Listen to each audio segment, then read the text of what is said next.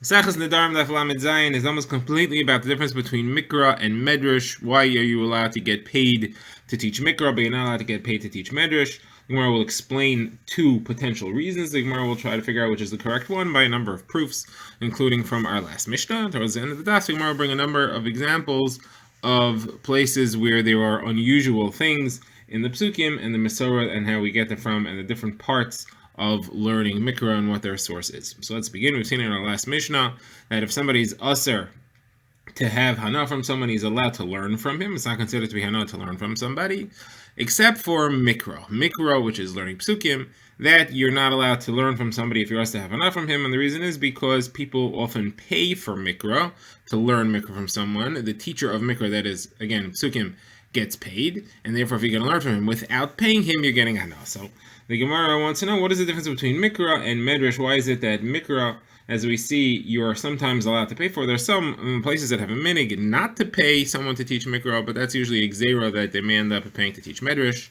Those are the explanations. But Medrash, you're never allowed to pay the teacher. So the Gemara wants to know why.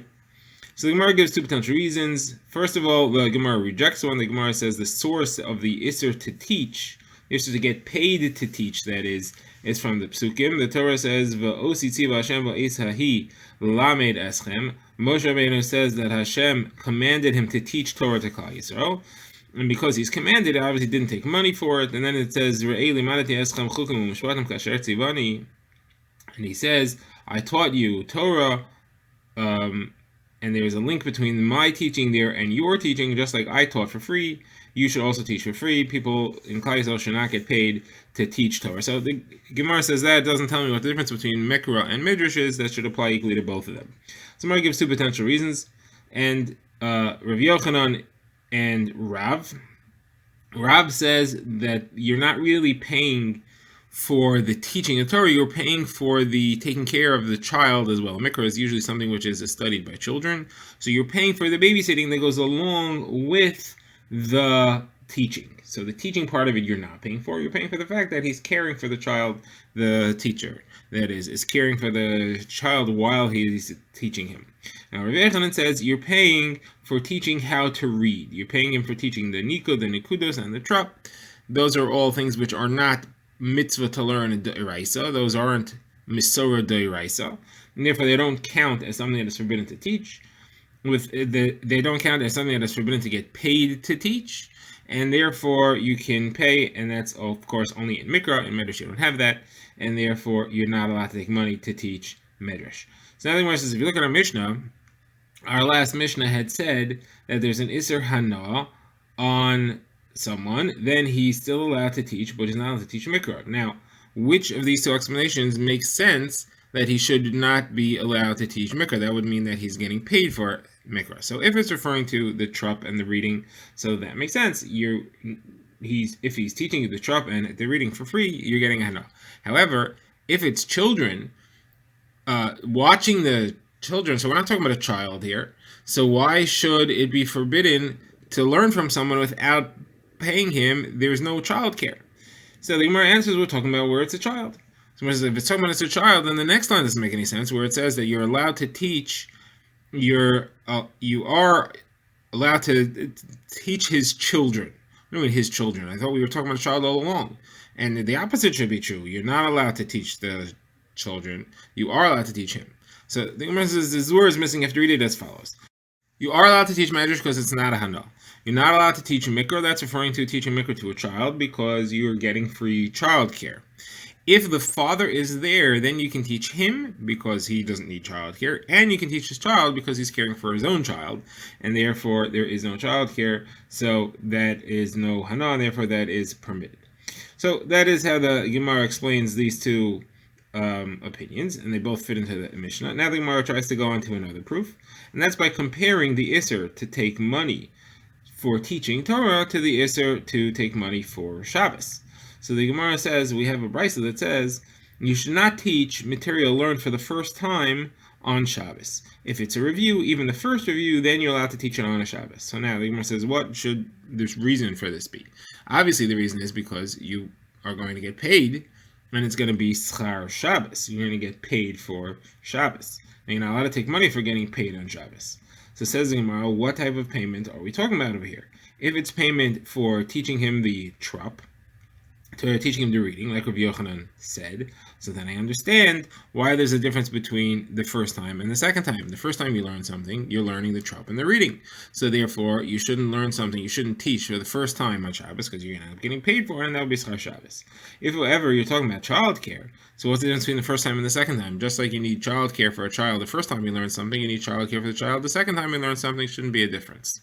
So the Gemara therefore says, this is all incorrect. None of this is a reason that we say that you're not allowed to teach something the first time, and you are allowed to teach it the second time on Shabbos. There's no Isser Shabbos here at all. Schar Shabbos is not an issue, and the reason is because of Havlah. Havlah is a concept that you're allowed to pay for something that is swallowed into something else, and that you see that you are not allowed to rent or hire someone to watch your cow, or to serve as a worker, or to watch your field, or to take care of your child. You're not allowed to hire them on a daily basis and pay them for Shabbos. So if you pay them $1 a day, so then you can't pay them for Shabbos, and therefore if something happens on Shabbos, it's not their responsibility.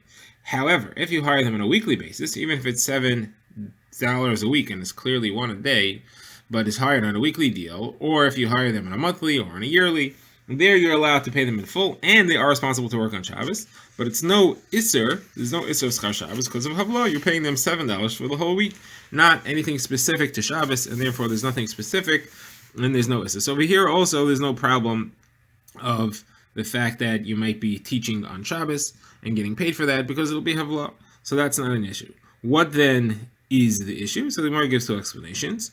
Number one is we want the fathers not to teach things for the first time on Shabbos because it's very involving and it will distract them from the mitzvahs of Shabbos, mitzvah of owning Shabbos that they have to do. Therefore, we say you're better off reviewing on Shabbos. The second thing is that it's hard for the children to learn new things on Shabbos because they eat and they drink. The world is heavy for them, the Gemara says. It is hard for them to concentrate, and therefore they shouldn't learn things the first time on Shabbos. That is like something that Shmuel says, changing of habits is the first step towards a stomach ailment. And therefore, if you eat different course of foods, they're not free, they're not available to concentrate like they normally would on during the week. Now the Gemara wants to know these two opinions. Why don't they agree with each other? Why don't they each hold of the other one?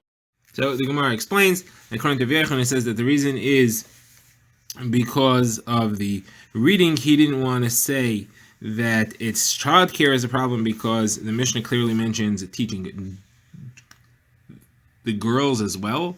Teaching the girls is no childcare. They stay home. You teach them at home.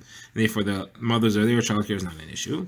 According to Rav, he didn't want to say that the issue is teaching them how to read because he held that learning how to read, the Nikud and the Taimim, those are all the Iraisa as well. And the Gemara quotes the source for that. The Gemara quotes Rav Ika bar Ava, name of Chananel, name of Rav, that there's a pasuk in Nehemiah that says Vayikru b'sefer b'teiras halikim b'feirosh v'soim sechel v'yavinu b'mikra. Each of these things refers to different parts of learning. So the Gemara says Sefer Teres Halikim refers to the Mikra, the Psukim. Mefarish refers to Targum. Soim Sechel refers to where the Psukim end. Yavinu b'Mikra, that is the Tamim and the Nikud. And therefore that's all considered to be the Iraisa. Now some add that Yavinu b'Mikra refers to the Mesiris, the special tradition we have in where things are read differently than they would outwardly appear. Now the Gemara brings a list of examples of peculiarities in the reading of the Torah. So the Gemara quotes Rav Yitzchak, who says that Mikra, which means the pronunciation of the words where you have two words that are spelled the same but pronounced differently, that comes from Seifrim. That comes from the Kadmainim who taught us that. Itor is where words are added to beautify the language. It also comes from Seifrim. However, Kri and Ksiv and Kri, that is where something is written that is not read, or something that is read but is not written, those are Halach Moshe Sinai that was given from Hashem to Moshe Rabbeinu and Har Sinai. Then the Gemara brings a number of examples. So as far as the pronunciation, so you have the word Eretz at the end of Psukim, sometimes is read Oretz. So sometimes it's Eretz, sometimes it's Oretz. How do you know which is which? Shomayim could be Shomayim, Mitzrayim could be Mitzrayim. These things are from Sofrim. Those are all spelled the same but pronounced differently. Beautification of the language is where words are put in or changed in order to make it sound nicer. So an example of that is where it says Achar ta'aviru instead of ta'aviru achar kach, or Achar telech, Achar teyasef. Another example is where it says Kidmu Shorim Achar Noignim Tzikasl Kahare Kel. Those are all examples of beautification of the language, and that comes from Sofer. Now, something which is read but not written, where you read a word that's not there. So, an example of that, Gemara brings a number of examples. Gemara brings the word for us in Vayach David es Hadad Ezer ben Rechay Melch Tzeva Belachte Elohashav Yadei bin Har. That's where we end. That's where the written ends, but the Kri adds the word pras, so it's Nahar pras. Then you have the word ish, where it says ish. The word ish is read but not written. Another example is where it says Hina Yamim Ba'im Nom Hashem V'nechos Ha'ir LaHashem V'nivnisa, that is Ha'ir LaHashem Yimigdal Chananel Shar Hapina. Again, the word Ba'im there is read but is not written. And the next example is where it says La in a pasuk Hashmiyu El Bavel Rabim Kol Dorchi Keshes Chanu Eleh Saviv Al Yehi La Paleta. That is also read but not written. And then you have the word S in the pasuk Vayan Boaz V'Yemer La Hugad Li Kol Asher Asis Es Chamoy Seich. And there that's also read but not written. And another example is where it says a lie, that is also read but not written. Now, here's the examples of things which are written but are not read. So the word no in the pasuk, L'davar hazeh yishlach Hashem la'avdecha b'voy Adoni beis riven l'shtach v'sham v'hu nishan Al Yadi v'hishtachavesi beis rimen b'hishtachavayasi beis rimen yislach. Then it says no, but we don't read it. Hashem la'avdecha b'davar hazeh. Then you have the word zos in Yirmiyah, where it says v'yishava melch tzidkiyahu el Yirmiyah b'seisu le'morchai Hashem es asher asa. We don't even read that. Es there es asher asa lanu es nefesh hazos im hamischa v'imtencha b'yad hanashim ha'el Hashem v'vakshem es nefshecha. So we don't read that zos. Now we have the word yadrech in a pasuk, also in Yirmiyah el yidroch. It says yadrech there. We don't read it. Haderech kashtoi. Now we have the word chamesh in Yecheskel ve'elamido seha pa'asafon chamesh me'os v'arba salafim fas negav chamesh. And it says the word chamesh again, and we skip it. Me'os v'arba lafim. And the last example is the word im, that is in the pasuk v'ataki amnam ki im. We don't read that im. Goyal nechi v'gam yesh goyal karev mimeni. That's in Rus. Gam yesh goyal karev mimeni. There is the im. There is not read, so it's the im that we skip.